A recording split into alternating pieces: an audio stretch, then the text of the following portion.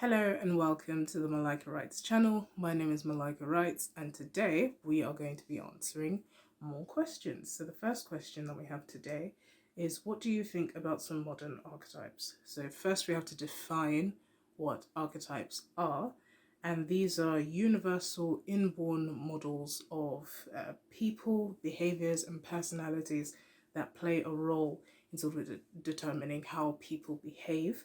And that is how Jung defined them. They don't make a sort of final determination, but they have an influence in the way that we behave. So they're sort of what we call the blueprint of human behavior. So what this sort of means is that, in a sense, there are no modern archetypes.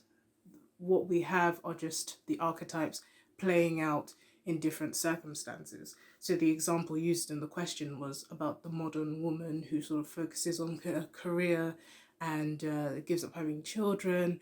And I think that's the exact same thing that we would have seen with Hercules if Megara hadn't stepped in. So the story I'm sort of talking about is the Disney story of Hercules. So what we have is Hercules going on this journey to become a god, and that's the call to adventure. Both women and men experience that.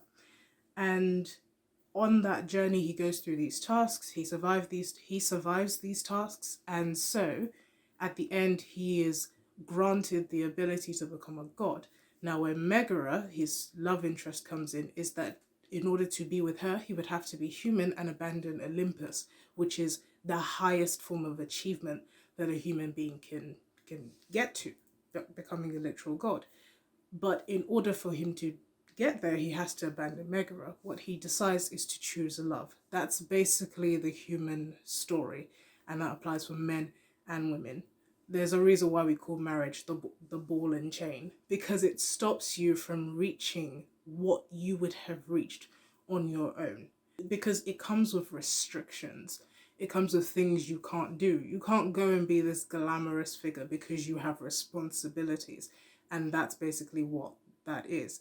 So when it comes to the modern woman, what she's doing is basically saying, well, historically it's been my role to be chained to that responsibility, whereas men could go off and do their own thing.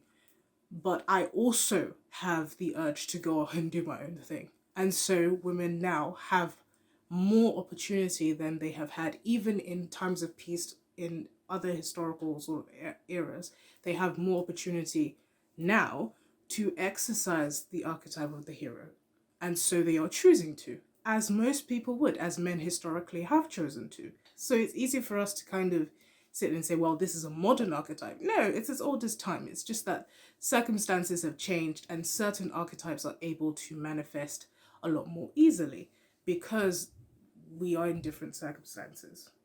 So when we look at the Fey woman, for example, which is the archetype that manifests when you have less restrictions on human behavior, the Fey woman isn't new or modern in any sense.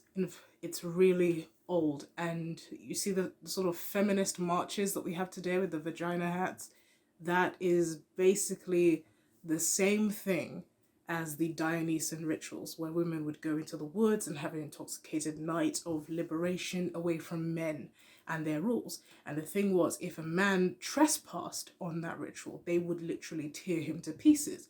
And they did. That's how we have Orpheus being torn to pieces and his head being tossed into a river by a group of women.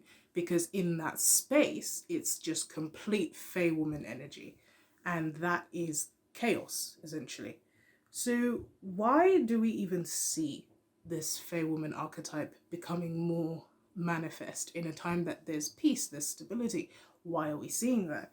Well, history repeats itself, and what we have is that the Fey woman becomes the dominant archetype in women when the established order becomes so restrictive that it begins to devalue human life.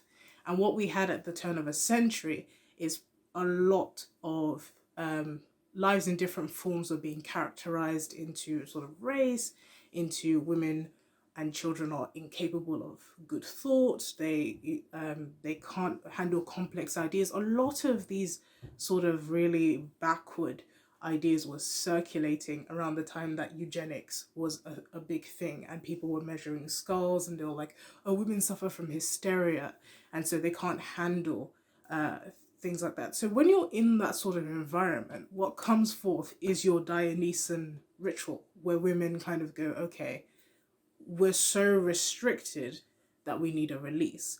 Only there is no forest that you can go into. So society becomes your forest. And you have this explosion of, so we're going to just bring everything to do with man to the ground. And that's what you have. It's a reaction to, uh, to an order that was oppressive.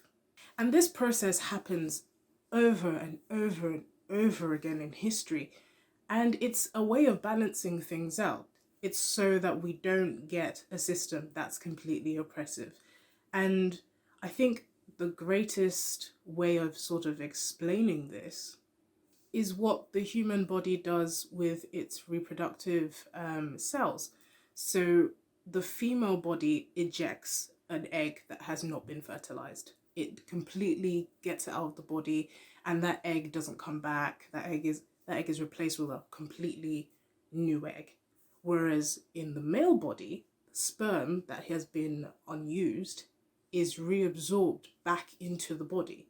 So that's a very good way of looking at how women and men sort of balance each other out in terms of chaos and order. That's why the representation of chaos has always been feminine, because if something isn't productive, if it doesn't work, it gets thrown out. Whereas in the male cycle, the order can be recycled. That's how we have a stale system. But chaos comes in and says, okay, that gets completely thrown out. And that's kind of what we have. In that way, we ensure that if a system is brought back, it gets evaluated. It's like a natural sort of separation of powers system. So all that to say that archetypes are not new. All we have is them just showing up in different ways. And an excess of one is usually as a result of a circumstance that demands that excess to come out. So like I just explained with the Fey woman, it's a reaction to an order that was oppressive, to an order that devalued human life. So the second question, how high on the ladder of dystopia is Neo Tokyo from the classic anime Akira? I would say very dystopian, and because of one of the factors, which is the military in that anime. Anytime that you have the military taking an active role in homeland governance, you've crossed the line into dystopian. Like you're not just a little bit. Corrupt governments I don't think are very dystopian, because every government is corrupt.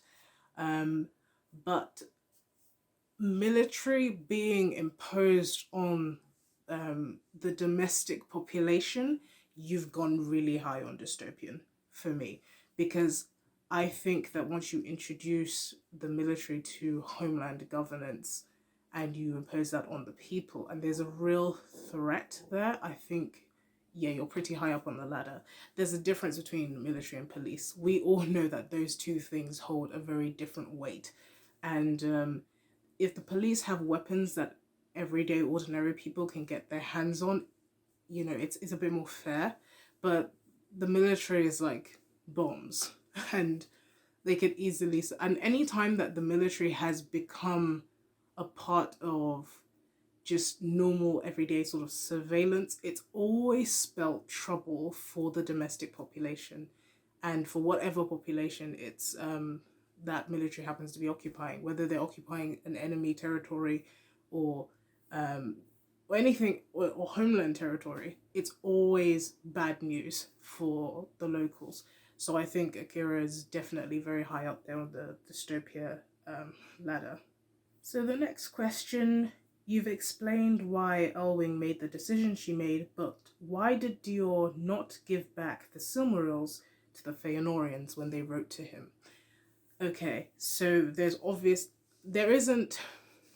Okay, I was about to say there's obviously a simple answer to this, but I think it does need a little bit of explaining. I think it's a simple answer, but it may not be the one that everyone thinks it is. So, I believe that Dior didn't give back the Silmaril because he felt he had sufficient claim to the Silmaril. Now, by the time that the Silmaril has gotten to Dior, it's passed through the hands of Thingol, his grandfather, who was a king in the land. It's gone through Beren, his father, and worn by Luthien, his mother. And how the Silmaril came to Beren and Luthien and even to Thingol is that Beren and Luthien took it from the crown of Morgoth, the person who originally stole the Silmarils. So by winning the Silmaril through conquest, they had right to it. And so when it came to Dior, after Luthien and Beren had passed away, he would have felt as if it was now a family heirloom. It was now something that he justifiably had the right to have and hold on to. And then we also have to consider the way that the Feanorians asked for the Silmaril. They weren't exactly like, could you please hand over this thing that we have been dying for, that we have been killing other people for? Can you please hand it over? It would be really appreciated if you would do us that solid, buddy. No, that's not the way that they asked. They threatened Dior, and remember, Dior is not very friendly to the Noldor. If we think about probably what he's heard of the Noldor, what his family experienced at the hands of the Noldor, so Thingol was insulted by them. They killed a lot of his kin in Aquilonde previously.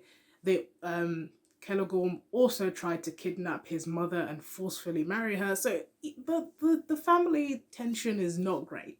And yeah, so I think at that point it was a pride thing, and also a thing of just he probably thought he had right to it, and with the level of violence that the Feanorians had shown, I believe that perhaps he didn't think they deserved such a pure jewel. And ultimately, at the end, Maglor and Maedhros couldn't even hold it because they had just done so much, that they'd killed so many people, they had caused so much devastation that they couldn't even hold the jewel anyway. So I think at that point, Dior in his mind, and I think even in the realm of possibility within the Silmarillion, he it was rightfully his. So yeah, I think that was why he made that decision. Okay, so the penultimate question. I understand your position on Elwing, and I've changed my mind about her. Great, that's great. But how can you like Arundel? He left his family to go sailing. Okay, it wasn't as simple as that, and I hope I can change your mind about Arundel too. Arundel didn't just go sailing because he loved to sail. Yes, there's a whole song about how much he loved to be a mariner, and how he went sailing, but he didn't go sailing just for the love of it. He went sailing because he wanted to see if he could find Valinor. He went sailing because he wanted to see if he could plead with the Valar to help the people of Middle-earth. It was a noble mission. So I do not believe that he is someone that should be detested. And a lot of people say, well, why couldn't he take his family with him? It was a journey that was treacherous. There was also a ban on the Noldor at that point, that if you so much as come here, you will die. That's not something you want to take your family with you. And that's why he didn't even take his wife. So at the end of the day, I don't really see the point in hating him, because not only was he doing a really noble sort of mission, he was ultimately destined to do this if Morgoth's fear about Turgon's line is to comes true. But I think he is a character that clearly had love for humanity, and the elves, of course, and just all the free people of Middle Earth. And he was willing to sacrifice his life for that. It wasn't something that he was going to give up on. In fact, he did this a great no, he sailed out a great number of times hoping to find Valinor and to vouch for the people of Middle Earth and to ask for help, even if it costs him his life. So I think in that sense it's easy to go, well, he abandoned his family, but the cause for which he did it and the reason why, knowing that it would have been the death of all of them, um, because he had no other reason to believe that it wouldn't. The Valar had literally said that it would. So I think that's reason enough to leave your family behind, as hard as that would have been to do. I don't think he's a hate. I don't think he's a character to hate. If anything, hate Eel, the dark elf. Hate him. Um, he's a character that Tolkien clearly didn't bother to make likable. He wasn't supposed to be likable. Even his wife just didn't mind marrying him. It wasn't about love. She just, yeah, I don't mind. That was as much love as that character got in his life. So, if anything, dislike him. But I don't think Arundel or Elwing deserve any dislike at all. I know that some people will continue to, but I hope that I have convinced you to look more favourably upon those two characters. And I'm glad that Elwing is now in your good books. So, the final question. I saw you comment this in the comment section. Why, out of all the races in Middle Earth, would you choose to be human? Okay. The reason I would choose to be human is because I like the idea of not being bound to the tumults of the earth. I love the elves. They are some of my favorite characters. In fact, more of my favorite characters tend to be elves. I absolutely love the hobbits. I'm short like a hobbit, but I adore the dwarves. But humans have always been the most fascinating creatures for me. I think that in stories, we tend to just, and in life, sometimes we tend to just assume that humans are capable of nothing. In fact, we long to be anything other than humans. But I think Tolkien recognized that there was so much potential in humans. There was a reason they were the second born, and they seem to have, I wouldn't say more thought, but they seem to have a special quality to them, even in their plainness, that even the elves couldn't really figure out what it was. But clearly, there was some kind of weight and gravity to them. There was something in the human beings that had the sheer amount of potential that they could be associated with Melkor, who was one of, if not the greatest of the Valar. So I think if I had to have any sort of addition to humanness, I would be a Numenorian, just because I love Numenor and everything that it had to offer, but not necessarily because I would want to be more elf-like. I think sometimes we undervalue humans, and so it comes as a shock when someone is just satisfied being human in a fantasy world where they could be anything. Yeah, in a whole fantasy world where you could be anything, where you could even be an ant, I would still choose to be human because I love being a human. I love the potential of being a human being, of what it means, of all the complexities that come with it, of being able, and even things like death, being able to die, being able to leave, to wander, to have a consciousness that's vast and can create worlds and different races that we're like, oh, I want to be like that. That's the power of human beings. And I think it's something that more of us need to realize, that you don't have to have powers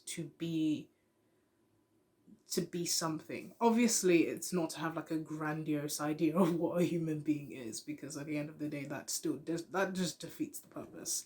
But I think it's having a balanced view of what a human is. It's something that's flawed. Yes, it can be killed easily. Yes, it's something that is complex, and most of the time it's just downright moody. But you know, it's still something worth investing in. It's still something incredible.